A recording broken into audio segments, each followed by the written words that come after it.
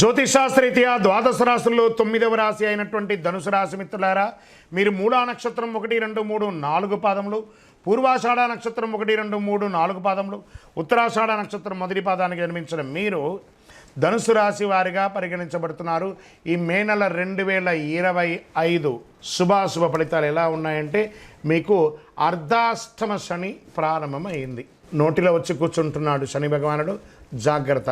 వాహనం నడిపేటప్పుడు జాగ్రత్త, ఇతరులతో మాట్లాడేటప్పుడు జాగ్రత్త. అంతేగాని వ్యవహారం అంతా అనుకూలంగా ఉంది.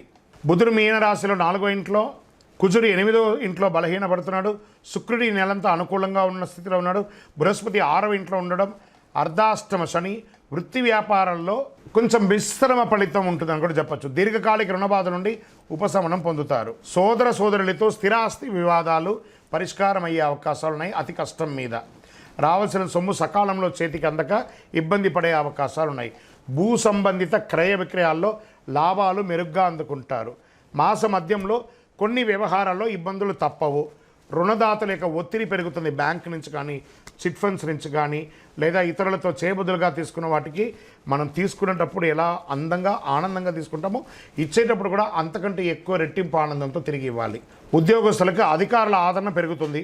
ఉద్యోగం మారాలని ఆలోచిస్తున్నట్లయితే ఈ నెల చివరి భాగం వరకు కాస్త వెయిట్ చేయండి. ఉద్యోగం చేస్తున్న వారికి ఇంక్రిమెంట్, ప్రమోషన్స్ వచ్చే అవకాశాలు కాస్త బలంగా ఉన్నాయి. విద్యార్థులు పోటీ పరీక్షల్లో సంతృప్తినిస్తారు. గృహమున సంతానం, వివాహాది శుభ కార్యక్రమాలకి శ్రీకారం చుడతారు, లేదా వివాహమయ్యే అవకాశాలు ఉన్నాయి.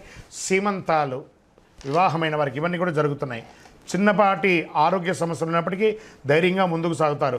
అయినా గుండె లేదా ఛాతీకి సంబంధించిన సమస్యలు ఉండే అవకాశాలు ఉన్నాయి.